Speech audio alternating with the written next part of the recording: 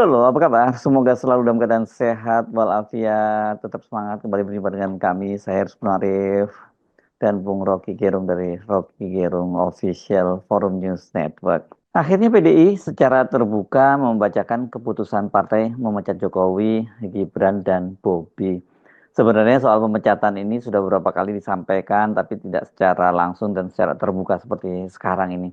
Ini bisa disebut sebagai deklarasi perang terbuka terhadap Jokowi dan keluarganya. Jangan lupa ini karena walaupun Jokowi tidak lagi jadi presiden, kan anaknya sekarang jadi wakil presiden, dan pasti ini PDIP sudah melakukan kalkulasi baik dampak politis maupun dampak personal atas pemecatan itu.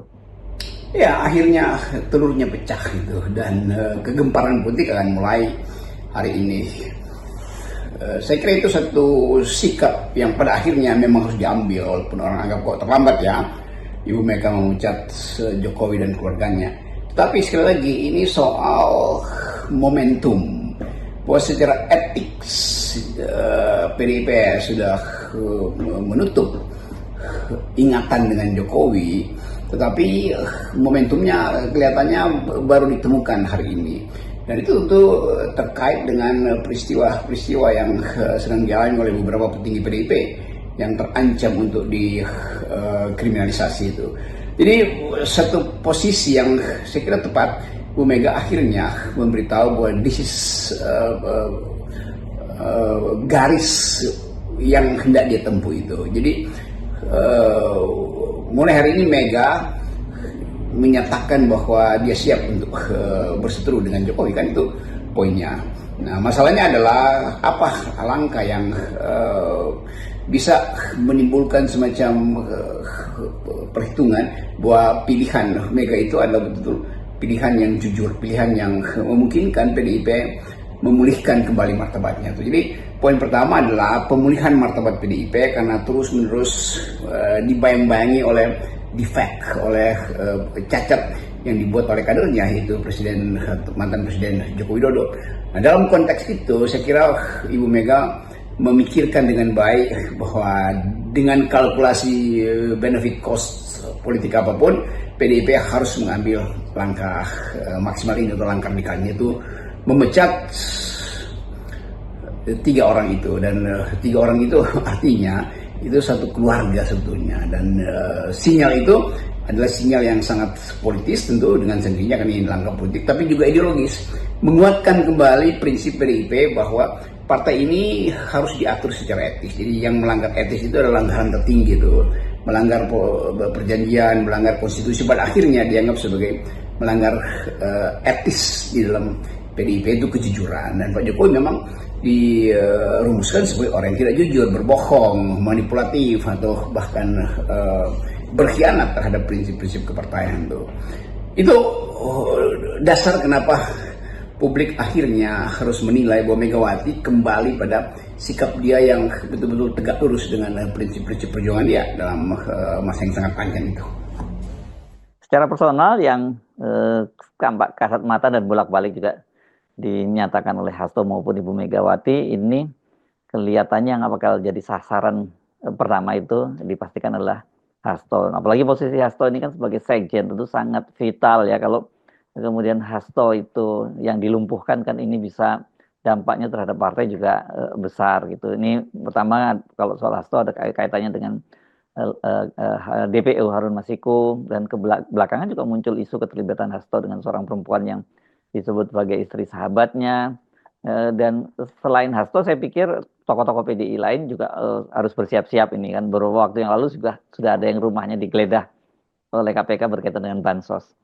Memang bumbu-bumbu sensasi mulai dilepaskan oleh lawan politik Ibu Mega soal skandal-skandal yang terutama menyangkut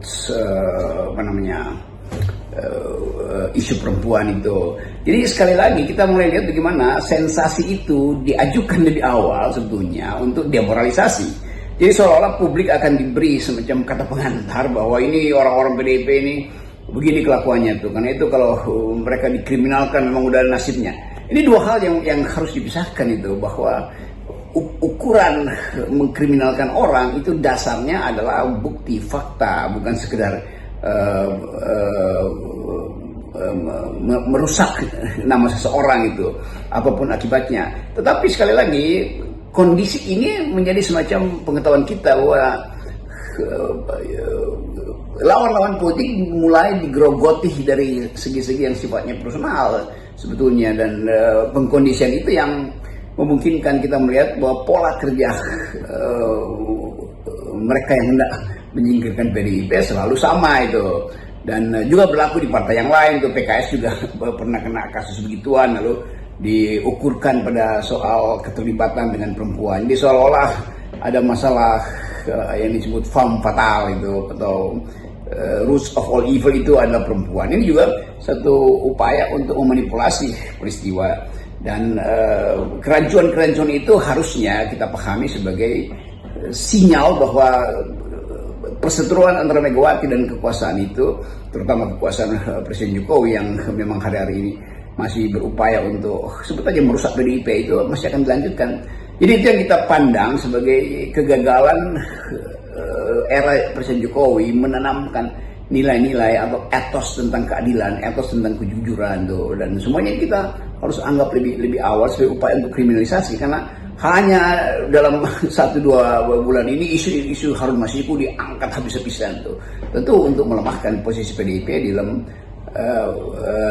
meja catur politik hari-hari ini. Tetapi saya kira sang ratu itu punya kemampuan untuk maneuvering tuh, dan yang menjaga dia itu tentu pertama-tama adalah Wong Cili yang tahu bahwa Mega itu tidak boleh diganggu tuh, karena ada semacam kepastian bahwa Mega jadi semacam simbol perlawanan rakyat kecil.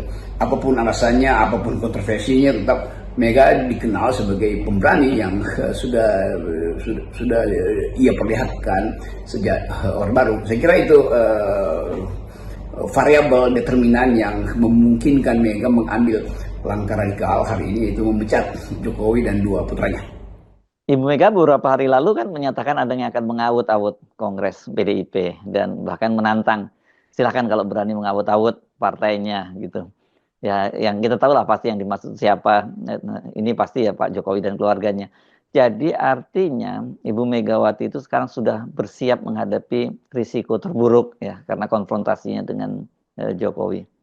Saya kira semua orang yang pernah belajar tentang skandal dalam politik dan decaying, political decaying di dalam institusi partai itu tahu bahwa selalu ada 2 gerakan. Gerakan untuk kriminalisasi itu dimulai dengan tadi memojokkan secara moral. Lalu ada gerakan yang paralel, yaitu gerakan dari dalam, untuk membusukkan dari dalam kan. Jadi pembusukan ini juga mulai kita bisa prediksi bahwa akan ada orang-orang dalam PDIP yang mulai berupaya cari peluang untuk menggantikan posisi-posisi dari tokoh-tokoh yang sedang diincar oleh KPK atau oleh kejaksaan atau oleh polisi. Kan semua itu juga memperlihatkan bahwa para munafikun sebetulnya juga menunggu saat PDIP melemah, dan dari dalam mereka berupaya untuk mengambil alih posisi Ibu Mega. Itu yang saya kira menerangkan mengapa Ibu Mega dari awal mengatakan bahwa dia akan diaut-aut, dan Mega tahu bahwa yang akan mengaut-aut dia adalah Jokowi, dan Mega tahu bahwa proyek mengaut-aut itu bukan sekedar dari luar tapi juga dari dalam tuh. Nah itu Mega menegaskan bahwa dia secara aklamasi percaya akan terpilih lagi di Kongres tahun depan. Nah persiapan Kongres itu juga menunjukkan betapa Mega itu tahu rencana politik yang berbahaya atau yang penuh dengan jebakan itu sedang dipasang oleh Jokowi, pasti dari dalam maupun dari luar. Kan itu sinyal awal yang kita bisa baca. Sekaligus kita bisa bertanya misalnya, apa kira-kira reaksi dari mereka yang pertama yang pernah ada di PDIP lalu pindah ke gerbong kekuasaan. Kan banyak tokoh-tokoh PDIP, Marwarar, Budiman atau yang lain lagi yang keluar dari PDIP. Tetapi dalam peristiwa ini, apakah sejarah mereka di PDIP akan diuji juga? Apakah sikap mereka terhadap Mega juga sama dengan sikap Jokowi, yaitu hendak memberantakkan partai itu? Itu juga sikap yang harus diperlihatkan dari awal.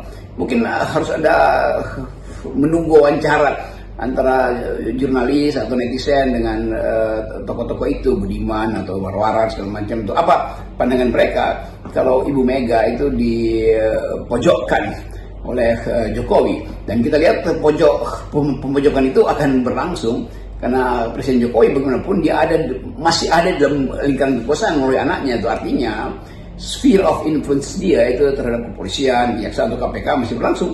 Jadi kita tetap lihat faktor ini sebagai penjelas bagaimana upaya untuk membusukkan demokrasi dengan cara mengaut-autkan PDIP supaya melemah. Jadi sekarang ini Megawati bersama PDIP dan Jokowi itu sudah langsung berhadapan-hadapan ya, dan mungkin mereka nanti tidak ada lagi perasaan sungkan atau apapun gitu, ewuh pakewuh gitu, karena Jokowi sudah bukan lagi kader PDIP. Bagaimana ini sejarah akan mencatat kedua tokoh ini nantinya, Bung Rocky? Saya tetap melihat bahwa PDIP atau Ibu Mega punya ethical standpoint atau moral standing yang lebih kuat dari Jokowi, karena Jokowi itu melanggar konstitusi, yaitu sebut aja memalsukan ide tentang demokrasi itu dengan mendorong supaya ada pekerjaan manipulatif di Mahkamah Konstitusi untuk meloloskan putranya. Jadi itu satu pelanggaran tertinggi itu secara etis maupun secara konstitusi.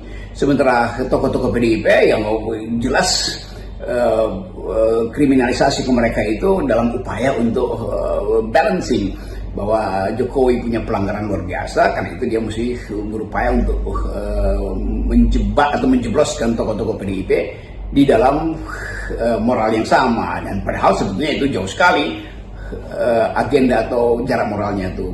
Jokowi akan dicatat oleh sejarah, oleh para peneliti sebagai perusak demokrasi. Jokowi akan dicatat dalam sejarah sebagai orang yang membegal partai-partai itu. Golkar dibegal, P3 dibegal, Demokrat juga dibegal tuh, apalagi PDIP.